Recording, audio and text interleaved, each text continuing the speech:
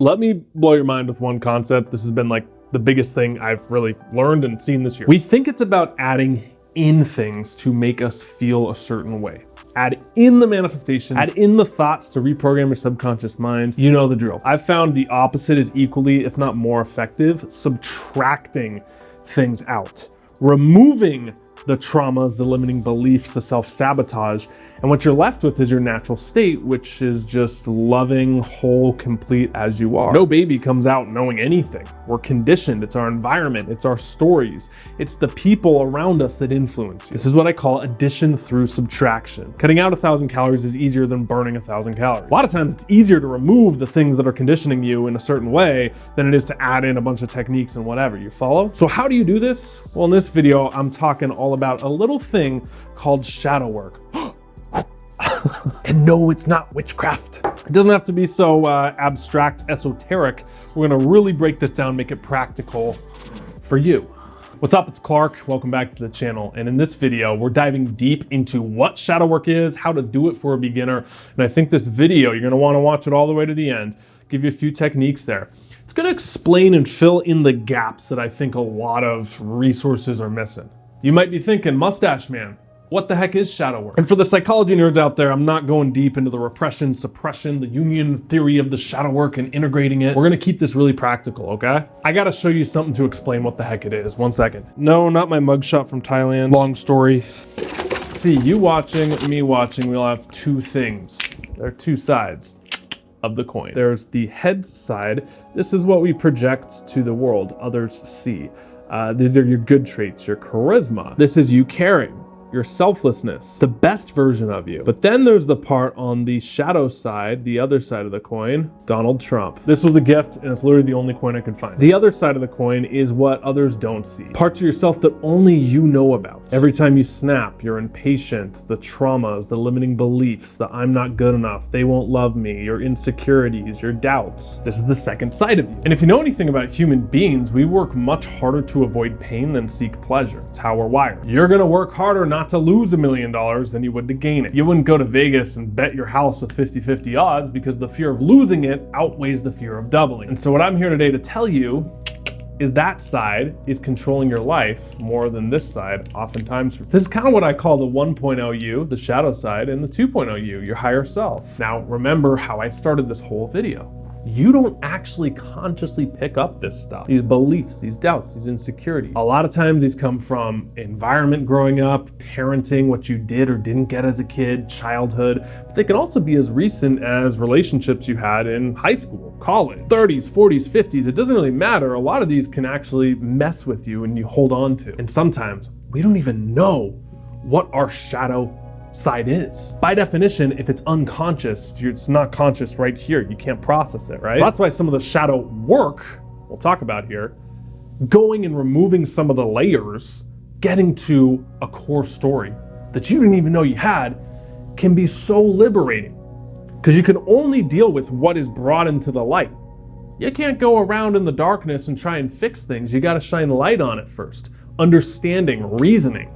Don't just take my word for it. Let's actually look at two studies on how this can benefit you. Famous study by Dr. James Pennebaker was done in 1988, and where he assigned 50 undergrad students into two groups. The first group was instructed to write about one of the most traumatic experiences of their life.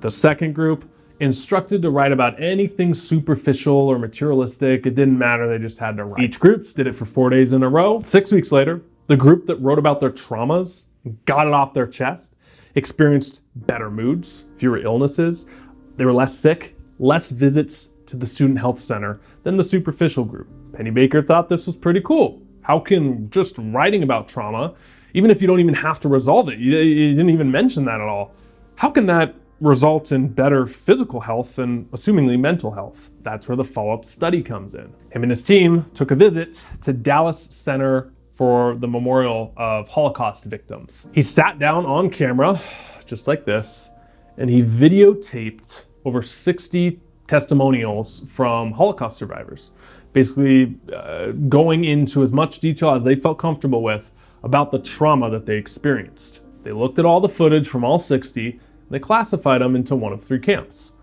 Low disclosure, meaning they didn't really open up that much. They didn't go into a lot of detail. They were just kind of matter of fact about their experience. Mid-level disclosure had a bit more, went into some details. You could feel it. And high-level disclosure, people that were in tears, crying, essentially reliving the trauma almost. When they followed up a year later, what do you think happened? Do you think that anything about those three groups, like what would your gut say? You might be tempted to be like, well, people who don't really open up, they don't have to experience the trauma, so it might be easier for them. It's actually the opposite. The people that were in the high disclosure camp or the mid-level disclosure camp experienced fewer illnesses, better health, and were significantly healthier than the low-level disclosure group. Meaning that there's actual physical benefits to getting something off your chest. We hear that saying a lot. What is that saying? Getting something off my chest. It's weighing me down. Just listen to the language we have. It's depressing around shadow or trauma or limiting beliefs, things that hold us back. And this is something that's so important. I feel like a lot of people, when they're getting into this self-development camp or spirituality or more esoteric ideas or just trying to better yourself, whatever road lane you take into this highway of improving yourself into the 2.0 version, welcome. One of the biggest mistakes I see people make is they get confused with self-development. Okay? And the other thing I'll talk about. Self-development is all about bettering yourself and self-improvement. Right? You get out there, you maximize, you take action, you hustle, you grind, you build things. You go out there, you conquer, you get your goals. It's a very masculine energy to it, right? They confuse that and they look down on the other camp, which is self-healing.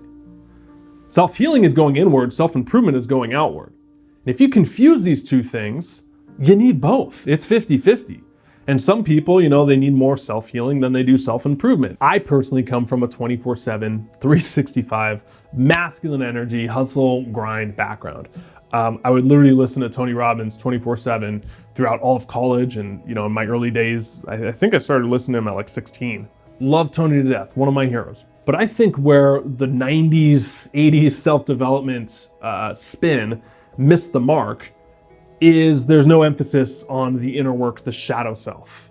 And so once I started getting into some of this shadow work and doing it on myself, literally like 8 years of journaling later, not just all shadow work, but just, I look back on these and I can see once I started doing some of the shadow work techniques that we can talk about here, how things started to turn around because I wasn't just focused on hustle, hustle, hustle. I actually sought out help from a NLP inner alignment coach. Okay, and I'll tell you more about that after I tell you what I experienced.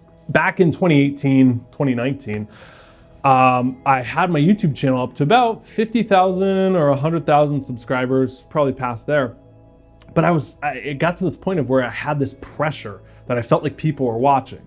Okay, and so every time I'd turn on a camera, I'd be like, don't mess up, don't say that. I had all this internal pressure on myself about what I couldn't say, how I couldn't come across, don't waste people's time. And it prevented me from being very real and transparent, from being honest, from being likable. I guess charismatic, let's talk myself up. Sexiest man alive. In all seriousness though, it really sucked because, I had all this pressure. It's a good, easy word for this when I filmed videos that I didn't used to have. Because when you first get into this, it's very innocent. It's just exploring. It's just, I can do anything. No one's really watching. And then I noticed those same thoughts about myself were showing up in relationships with women. And they were showing up in relationships with myself. And I looked at my internal self-talk all day, every day, and it wasn't like I was on my own team. It was talking myself down. I wasn't my own coach. And a lot of the self-development started to influence my brain of like what I should be doing. And it was like I had this negative nagging person micromanaging every single hour, every second of every day, every thought. And if you could imagine your most micromanaging boss literally looking over your shoulder, don't do that, don't do that. I feel like that's what a lot of people have, and they don't get on their own team. And so I'm telling you this, it was only in doing shadow work that I realized why I couldn't film videos is because I was making it all about me.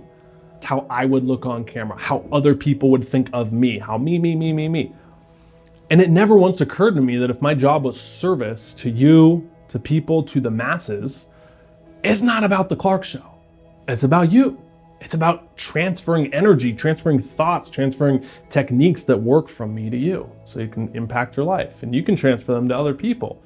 And so once I removed myself from the view of it through shadow work, things got a lot easier. Videos became fun again. My energy shifted and I started not making things about me, and I noticed I got way better results in pretty much every area. Example, you go on a date, you make the whole thing about you. How do you look? How are you sounding? You. Is that person gonna like you? They're gonna be like, this person's a narcissist, aren't they? You ever hang out with people who just make everything about them, or they one-up you? Oh, that's great, you got a promotion, but dude, I'm in the running for one too, and no. You see people when they start talking, it's like, oh my God. If you go with the mindset of giving and what you're there to give, you just ask people questions, they'll love you. That's magnetic. I got a buddy who's one of the most charismatic dudes I know, tours in my band, literally every single venue. The only thing he does, goes up to people and he's so interested in them and just asks them questions and reacts like, oh my God, really? Oh, whoa. Everyone, when we come back on tour, like, dude, where's that guy? Where's your dude? Now I got to reel it back in to the original point, which was doing shadow work and finding out that aspect, that one aspect of my personality that was affecting my personal reality, which was stop making things about you and watch your results get better in every single area. Massive increases in 2020, 2021, business exploded, relationships exploded, calling my family. I feel like we're closer with a lot of these relationships and conversations are better. Life becomes a lot more fun. I found that out through doing shadow work and that introspection. I'll link a few down below in a playlist. I don't want to deep dive and spend the whole time on just techniques and whatnot. There's a few that you can do, which is literally just no technique. This is probably the easiest one for me to give you, okay? I want you bust out your journal, open blank page, write your answer to one question. What am I avoiding? What are you avoiding? Clark, what? That's way too simple. What do I do? Don't overcomplicate it. What are you avoiding? Do that for 10 minutes. Don't put any other restrictions on it. You can write as much, as little as you want. Go deep there.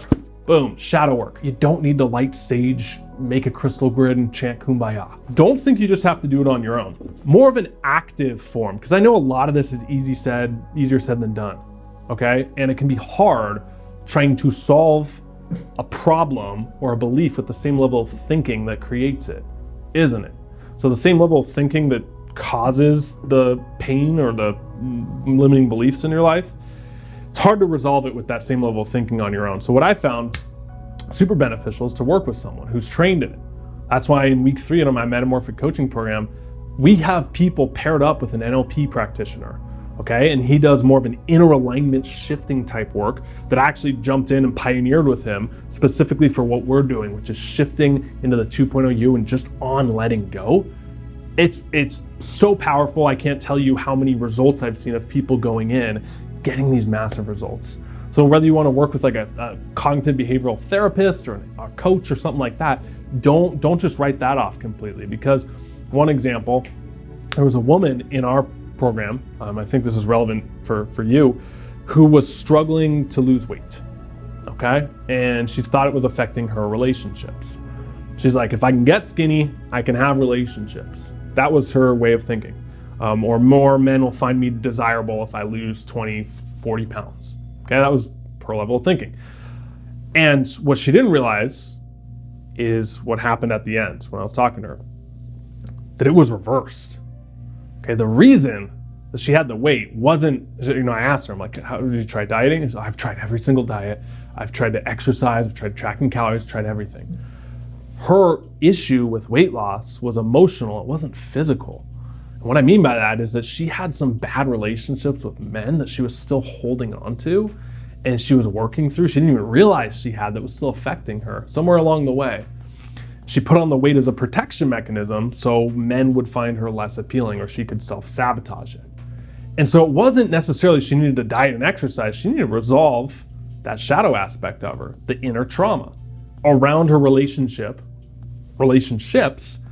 and then what happens is the weight naturally falls off. And last time I heard from her, she was down 10 pounds or so pretty good. Just by doing some of the inner alignment work, it's amazing what happens when you get on your own team. Isn't that really what loving yourself is? Being on your own team? Not being pinned against yourself. It's not you looking in a mirror like, mirror on the wall, to myself, oh yeah, oh, we're gonna start every video that way from now on. Other clients I've seen do shadow work were specifically around relationships. I feel like this works very well. This guy was still carrying around trauma from an ex in high school, and he was now in his 40s. He didn't even realize it. He just needed to release it and let go of it. So things like that you'll be so surprised that you think, yeah, I've dealt with that. Don't write it off so quickly. If you want info on like how we can actually help you, or if we can, with our metamorphic coaching program, we have slots open. If you want to make this year the best year of your life and you want to really like create that 2.0 version of yourself, click the link below and apply to speak to one of our enrollment coaches. It's a no pressure, casual conversation just to hear more about you, what you're struggling with, if we can actually help you. And if it is and it makes sense, happy to fill you in more on what's on the other side of like the metamorphic program and how we can actually create that 2.0 version of you. That's in the link below. Spots do fill up. We have super limited availability. So first come, first serve, grab one down below. It's been said that fear stands for false evidence appearing real. And I have found time and time again with my own inner alignment shadow work, that is the case. That when you think there's a monster under the bed as a kid and you shine the light under there and you realize there's nothing there all along, so many times the beliefs, the things that are limiting us in our life are just like that monster. You shine the light on them and they go away. It's a process. This is not a one and done. This is not a quick fix. That's why it's called shadow work. If you're willing to put in the work, explore it with some playfulness and curiosity as well. I think it's one of the most beneficial things you can do. Thank you so much for being here. Love each and every one of you. Stop settling, start living. See you guys.